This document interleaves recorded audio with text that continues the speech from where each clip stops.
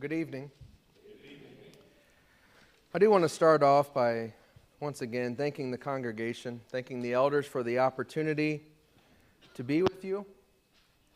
Thank Brother Antoine for coming out to Cincinnati, and I got to meet him. And so certainly thankful for that relationship and the opportunity to be with you and your family. Just thank you all for the wonderful breakfasts and the dinners. I'm so full. The kindness of this group is so obvious. The love that you have for one another. The love that you have shown to Jamie and myself. We just thank you so much for that. We ask that you will continue to remember us in your prayers as we go back to Cincinnati tomorrow and continue to do the work there. And how wonderful it is to know that I will certainly see you again. Whether it's here, I would love that, in Tucson. This is a beautiful place. But far more importantly, for eternity. And certainly appreciate that. I do ask you to laugh at Shannon's jokes. He needs the confidence. Bless his heart.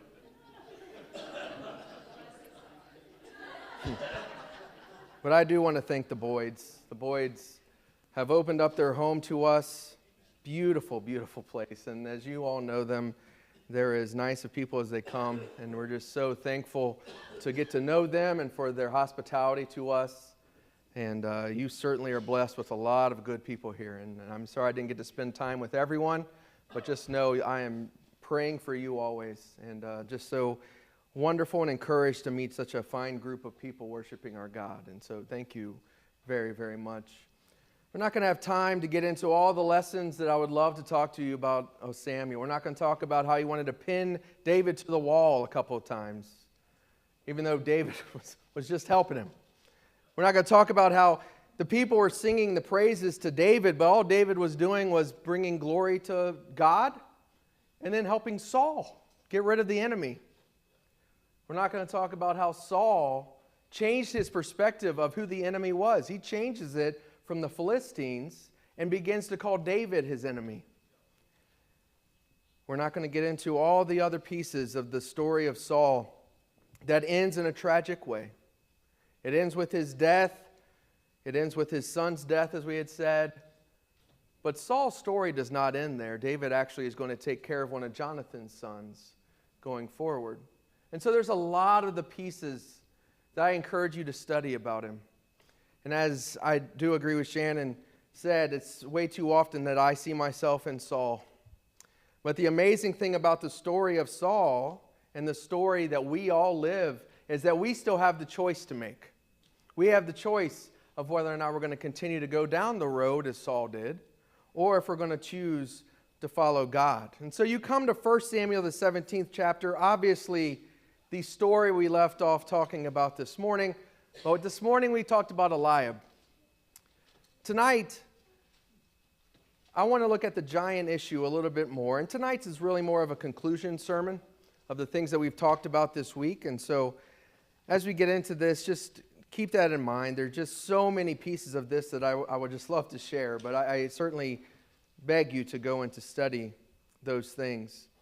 When you think about the challenges of life, we talked about this morning how Goliath would come out every single day, and just yell. And we understand that we all have challenges. We all do. I've been in situations where people seemingly will skip into the church building, never tell you about their issues, and the next thing you know, they're standing, talking to you, crying, because of something that's happened in their marriage or something that's happened in their life that you certainly or we could have certainly helped them a long time ago through. We tend to like to hold things on to ourselves. I can take care of it. So we talked about the other day when it comes to God, and there's this weird view that a lot of people have that what I'm going through is too small for God. All of our issues are too small compared to God. But His love for you is greater than anything that you go through. And He wants to help you through those things that you go through. And so I beg you to make sure that you're making the most of the most wonderful tool that we have of prayer. Talking to our God. pouring out your hearts to Him, as we talked about in the beginning about Hannah. Talk to Him. We talked this morning about how they were willing to fight together as the group. You see in verse 2, they were ready to go. But when it came down to it, not one of them was willing to go out and fight alone. My brothers and sisters, we fight alone too often. Many times we take God out of the picture, and we certainly take one another out of the picture. This is encouraging. Hopefully it's not an issue here, and I pray that it continues not to be. But if it is, lean on one another. Lean on one another. Understand there's people now in Cincinnati that will be praying for you and would love to help you. Please make sure that you're looking out for one another and helping, even when, as we discussed this morning, when the burden is non-stop, as verse 16 says. Every single day, they're just non-stop. And you can continue in fear, and it can be non-stop. It can be overwhelming. And the amazing thing about the story of David is that David was seeing the exact same thing everybody else was seeing. But there was a difference with David. And that's what we're going to focus on a little bit this evening. We're told in 1 Peter, the 5th chapter, verses 6 through 8, that you need to pray. You need to cast your burdens upon Him. Why? Because He cares for you. He cares for you. That's a struggle that a lot of folks have. Over in John, the 5th chapter, as we lay the foundation of this lesson,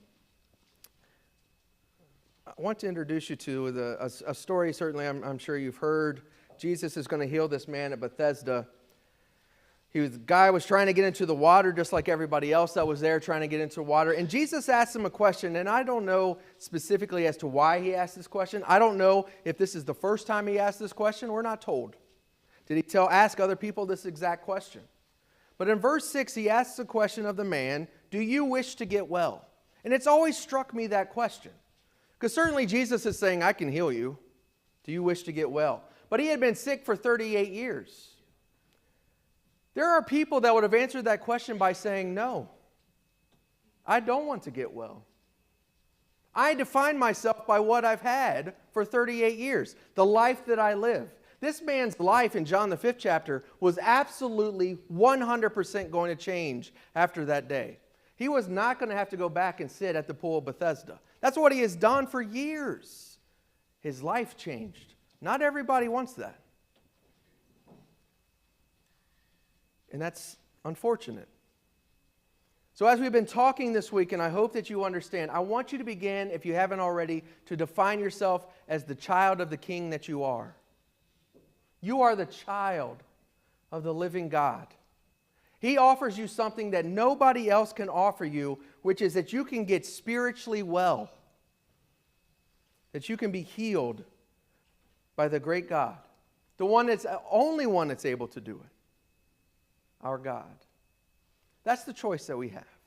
So as we begin tonight, I want you to understand we all have these challenges. There's all the things that we can struggle with and go through. But when you go back to 1 Samuel, the 17th chapter, David is dealing with the same thing. He sees the size of the guy just like his brother. He hears him, but David's reaction is vastly different. Where's old Saul? He's hiding. He's still behind baggage. Now he's in a tent. He's doing everything he possibly can not to be in the front of the line. So now you go back to David. What I want to notice about David is he is absolutely God-focused. If you go back to 1 Samuel, the 17th chapter, picking up in verse 26, we talked about this morning. He asked what is going to happen to him. What are we going to do if I to the person that's going to get these things? David is given the answer. We have the little disagreement with his brother. And then all of a sudden you have David going up and talking before Saul. And we talked about this morning, this is weird from Saul's perspective. But tonight I want to look at it from David's perspective. Verse 31, he says, when the words which David spoke were heard, they told them to Saul, and he sent for him. Now think about this. Saul is surrounded by soldiers, right? This guy with cheese has come up, and he's talking about this uncircumcised Philistine. I'll take him on. And they go and tell Saul, and Saul actually listens. What a great idea. Let's bring that guy in here. He'll fight him? Perfect. It's so weird from Saul's perspective. So he brings him in, and he's going to listen to what he has to say. In verse 32, David said to Saul, "Let no man's heart fail on account of him. Your servant will go and fight with this Philistine." Now Saul has a good answer here in verse 33. You're not able to go against this Philistine to fight with him, for you are but a youth, while he has been a warrior from his youth. Now listen to what David says. David said to Saul, "Your servant was tending his father's sheep when a lion or a bear came and took a lamb from the flock.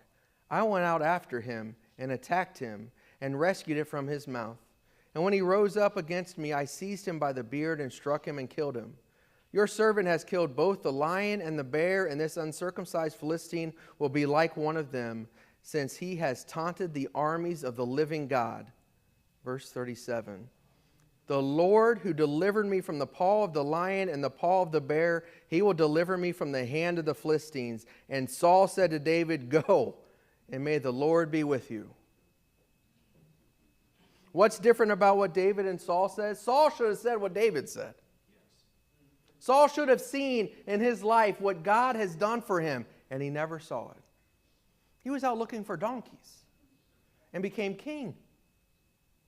He's hiding in baggage, and God says, "He's hiding behind the baggage." They go get him. He's seen this time and time and time again. He's done things. He's killed people in the name of the Lord. God sent him out, and he won. There were victories. But this guy never learned from him. Never. David killed a lion. David killed a bear. And he says, "I don't care how big this champion is. God is going to beat him. God is going to take care of him." David understood or had confidence because of his God. I want you to think about that. It's not confidence in anything else. You can have confidence in other things, if you would like. But the confidence that truly matters is the confidence that we have in Jesus Christ. We see this here. See, but the problem is we don't always see what God does for us. And that's the struggle as we go forward when you talk about David and Saul in particular. He just never saw it. David saw God working in his life. He saw it. Do you? When you look back in your life, do you see God in your life? Do you see that he's helped you through things? Do you see the things that you've prayed for and he's answered those prayers? Maybe not in the way that you wanted, but he's answered your prayers. Do we see what he does for us?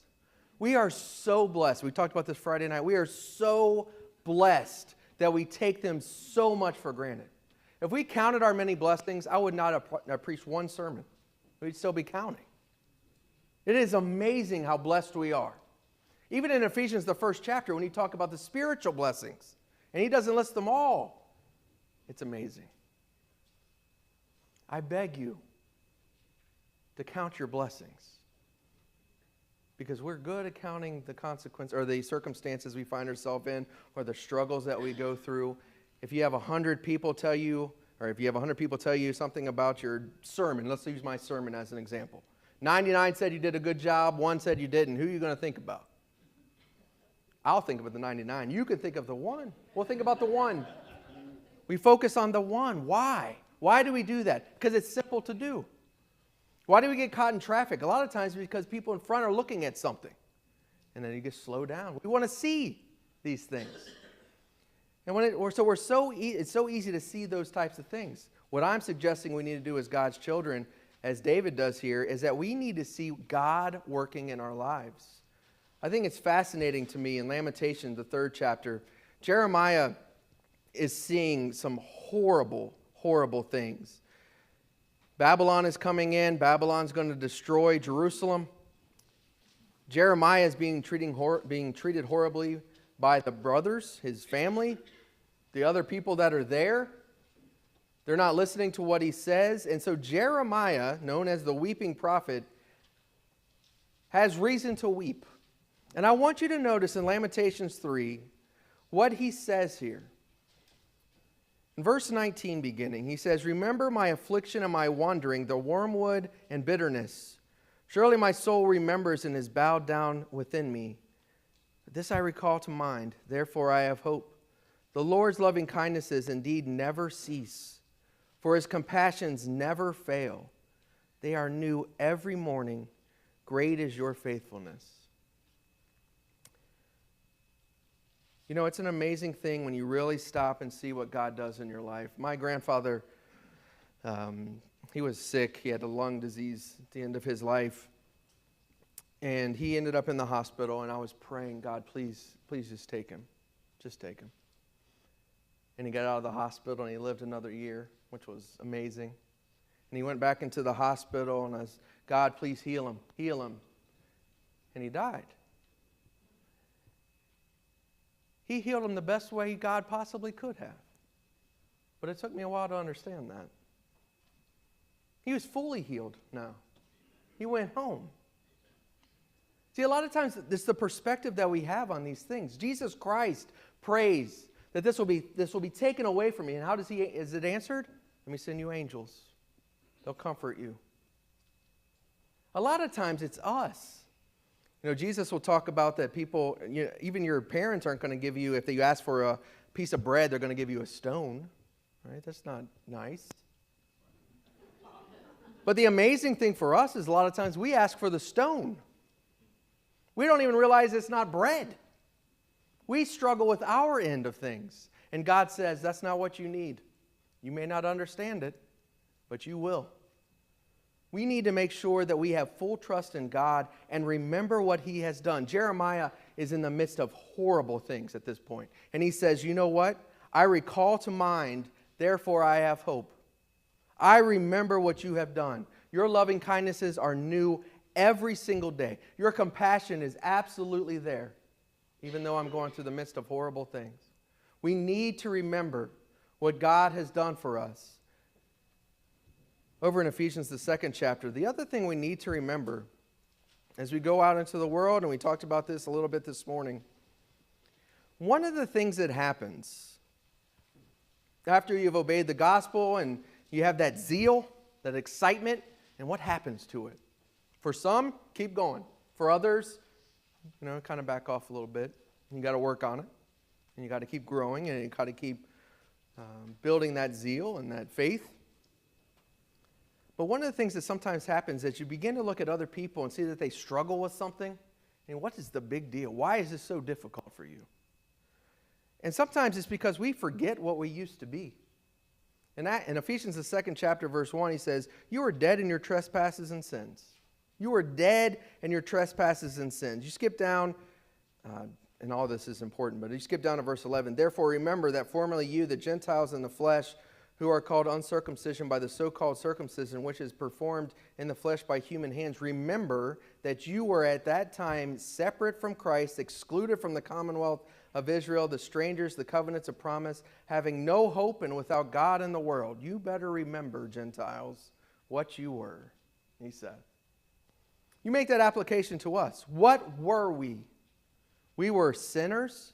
We were enemies of the Almighty God. We were caught in things that we shouldn't have been doing, that God would view to be evil. And so when we see other people trying to fill that void that only God can fill in their hearts with various things of addictions or various things that are out in the world, why are we to be surprised by that? The only thing that can fill it is God. But when you see somebody struggling with those things, have compassion on them. Have kindness. Understand that you have the answer that can help them, obviously. But there are a lot of things in this world that people view to be of benefit that are not. One of the things that, again, we talked about that a little bit this morning, that can happen so quickly, is that you forget when you talk to people that you're talking to somebody who needs to hear the truth, but they need to hear it with compassion. We are good at standing out. There's a guy out by West Mason where I preach. He'll stand out on the corner and he has a sign that says, "You're speeding to heaven." Or, excuse me, he said, "You're speeding your way to hell." I wish it said heaven. "You're speeding your way to hell," he says. Right next to a Chick-fil-A. So we're speeding to hell. And you think, that guy thinks he's evangelizing. I'm going to check that off the list. That's all it was. That's all you're doing. When the reality is the best way that we're able to do something is what David does. David says, "You know what? I remember what God has done for me, and I'm going to be able to handle this situation just the same because of God." And Saul says, "Go. Go." And David does exactly what he does. He runs out. He takes him on. You think about yourself, the things that you've done in your life. God says, "I know what you've done, but you are mine. I'm forgive you of those sins. And I want you to understand that you are my child." That is amazing. And we need to make sure that we're telling other people about him and make sure we're doing all we can to remember what God has done for us. We do well to remember to focus on Jesus. This is the passage we looked at this morning about Peter walking on water. And as soon as he takes his eyes off of Jesus, he begins to sink. We do well to remember what God has done for us. And we do well to remember to tell other people about it. The religious world, a lot of times, we've allowed people to steal words from us, or from the Bible. Testify, testimony. People don't like to use those words. They're in the Bible. We need to testify. You need to tell people your testimony. We need to tell people what God has done for us. Let me tell you, the way that you're able to help people that are caught up in various sins is by showing them this relationship that they can have with God. That's what changes people. When David goes out and takes on Goliath, what changes people is that they see God and they go. And they're going to follow David. It is amazing the difference of when we lead from that standpoint and let God be God and let God do what God does instead of getting in the way so often. Being God-focused. You go back to 1 Samuel, the 17th chapter. David's confidence is amazing to me. There's so many pieces of this that, again, I wish you could just dive into. It's one thing to tell your children, and you sing the song about David going out and he had a stick and some rocks, stones, and he goes out and fights. And you could talk about the weight of the spear and the weight of everything that Goliath has on, and it's just amazing. It's just ridiculous, really. The fact that David goes out with these stones is hilarious, but David didn't go out with the stones and the stick by itself. David goes out in the name of the Lord. You and I have the opportunity to do the exact same thing. David goes out, and it's so fascinating to me in verse 32 what the Philistine Goliath noticed about him. He's a youth, he's ruddy, but he's handsome. He's a handsome guy. You know what that means? We can kind of laugh at that like, wow, you notice he's handsome. What that means is he didn't look like he had ever been into a fight. He didn't have the scars and the wounds that Goliath would have had. Look at this guy. You're coming out here looking like him? You're sending him out to me? Do I look like a dog? And in verse 45, David says to the Philistine, not to Saul, not to his brother, to Goliath, "You come to me with a sword and a spear and a javelin, but I come to you in the name of the Lord of hosts, the God of the armies of Israel, whom you have taunted. This day the Lord will deliver you up into my hands, and I will strike you down and remove your head from you. And you will give the dead bodies of the army of the Philistines this day to the birds of the sky and to wild beasts of the earth, and all the earth may know that there is a God in Israel, and that all this assembly may know that the Lord does not deliver by sword or by spear, for the battle is the Lord's, and he will give you into our hands." Can you imagine the laughter of the Philistines? Look at this guy. And then verse 48, "Then it happened When the Philistine rose and came and drew near David, that David ran quickly toward the battle line to meet the Philistines. Isn't that the time you would walk? He ran. He had absolute total confidence. You know the rest of the story. David is going to kill him. But what happens, and so amazing to me, is verse 52. The men of Israel and Judah arose and shouted and pursued the Philistines as far as the valley and the gates of Ekron, and slain the Philistines lay along the way of Sharim, even the Gath and Ekron. What happened? What David does for the people is huge. The confidence was huge. They saw that David was not alone. God was with them the whole time. He would have been with Eliab. He would have been with any of them if they would have asked. And it's the same thing for us. It's the staying focused that we need to do.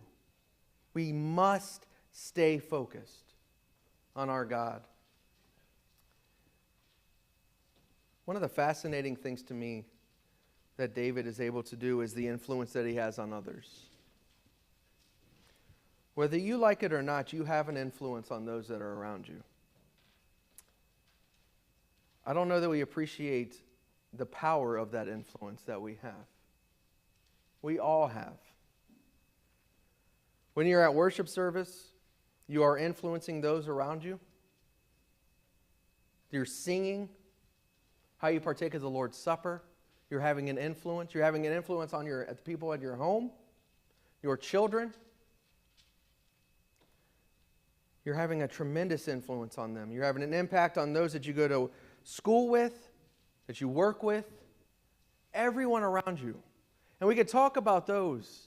But you're also, as I talked about this morning, having an influence on your waiter, the waitress, the people at the stores that you go to, the guy that may have cut you off. I know. You have an influence on people. You see, it's easy to shine our lights when other people are around us shining their lights. It's easy to shine our lights or be kind to people when they're kind. People in the world can be kind. They're some of the kindest people I've ever met that don't step foot in the church building. But they're only going to see God if I shine and if you shine. And we have that opportunity every minute of our life, no matter the circumstances that you find yourself in. I've been, I'll say, blessed to do a lot of funerals in my life.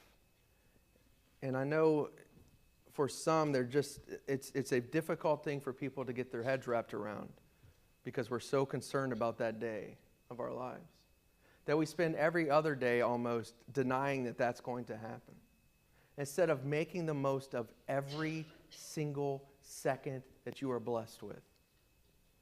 Make the most of the time that you have.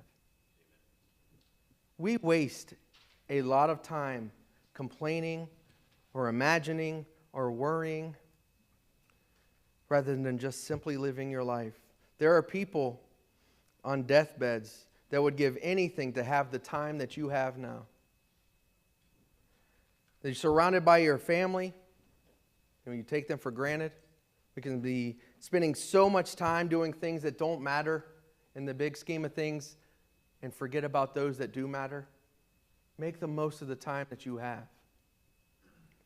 Make sure that you're seeing and influencing those that are around you the best that you possibly can do, that you are shining as bright as you possibly can. I said this on Thursday, and I mean this with all my heart. There are people that will say the world is getting darker and darker, and all that simply means is I have the opportunity to shine brighter and brighter. You can complain about the darkness, or you can keep shining. That's the God I serve. And I hope and pray that it's the God that you serve. We're going to sing a song in just a minute about this day that is coming. And what's so fascinating to me about there's a great day coming are the other verses. For some, it's going to be a great day. I can't imagine what that day is going to be like. We can read about it. Who knows? It's just going to be so awesome. But the reality of that day, for a lot of people, it is going to be as sad as you possibly can be. Beyond what we can ever imagine. based on the choices that we make. He is a just and a merciful and a compassionate God. He has given us time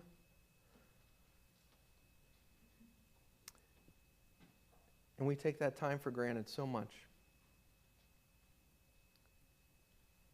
You know, it's amazing to me that I'm actually doing a meeting knowing that I have 2 adults at my house, children. What happened? What happened? And when you're young and you have the children, you think, speed this up. When you're older, you just want to slow it down. Realize what you have. We spend a lot of time on tomorrows. A lot of people live in the yesterdays. You have now. You have right now. Learn from Saul. He had every opportunity to have a relationship with God. But one of the last things written about him in 1 Chronicles, the 10th chapter and verse 6 is, this Saul died with his 3 sons, and all those of his house died together. It's over because of the choices of him. Understand the consequences of the decisions that you make, including the one we all are going to make now. The invitation is always extended. I mean, certainly at any time, but we certainly have right now to make sure. We're going to sing a song, and the amazing thing about this song is it's going to explain in one of those verses what that day is going to be like for you. And that's your choice. It's going to be a great day, or it's going to be a sad day. That's your choice. Either way, that day is coming, and you must be ready. If I can help you, introduce you to my Jesus, I would love that opportunity. If you have questions, anything that I've talked about, please ask. I just want to go to heaven. That's my goal. And if you can help me out, that would be great. I would love it. And if I can help you in any way, I would love that opportunity. Please continue to pray for one another. Lean on one another.